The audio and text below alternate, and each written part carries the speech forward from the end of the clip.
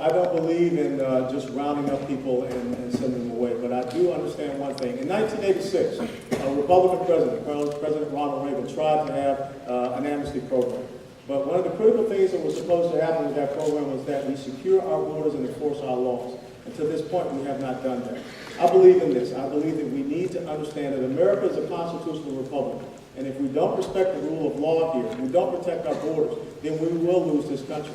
All it takes is for a simple go to the Constitution, to Article 1, Section 8, Article 1, Section 10, to Article 4, Section 4, and also to the 10th Amendment. That lays down the federal government responsibilities for securing our borders and also what the state governments can do to protect their citizens. I think the most important thing is attrition by enforcement. We must enforce our laws. We need to have help down on our borders. Our United States Border Patrol is not properly equipped and needs more training so that we can get out. But right now you have one Border Patrol agent covering a mile-long section. That is not how you secure our borders. I think that's what you do first and foremost. We have to set the conditions for our small businesses and companies and corporations here to hire Americans so that we're not offering that carrot and so that they're hiring illegals. And that's why I think the E-Verify must be mandatory. I think that also what you need to make sure is that there is some type of cooperative work between the United States Border Patrol and the Department of Defense.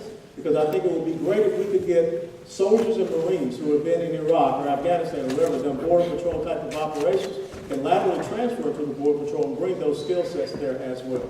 The most important thing is that we have to stand up for who we are as Americans and realize that there may be a path to citizenship later on, but we must have people respect our borders, respect our language, and respect our cultures, and that's the most important thing.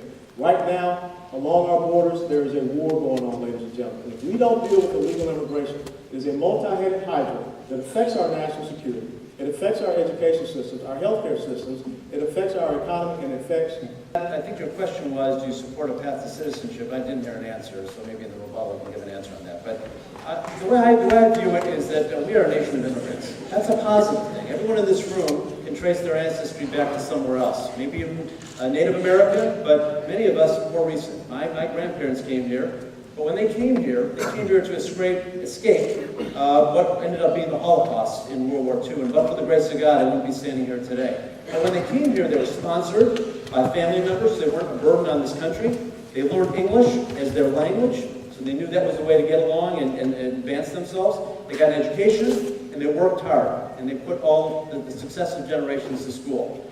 I'm excited about that, and I think that's the right thing to do. However, we are a nation of laws, and the first thing you have to do is have border security. We just put hundreds of millions of dollars of more money into making sure more troops and people on the border in Arizona, Texas, and California, where there are thousands of people streaming across. That's unacceptable. That's a matter of national security, not just immigration issues. We don't know who's coming across there, and these people could be terrorists or other threats to our country.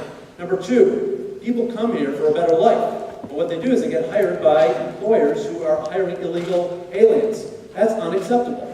You know, these businesses need to be held accountable and follow the laws of our land.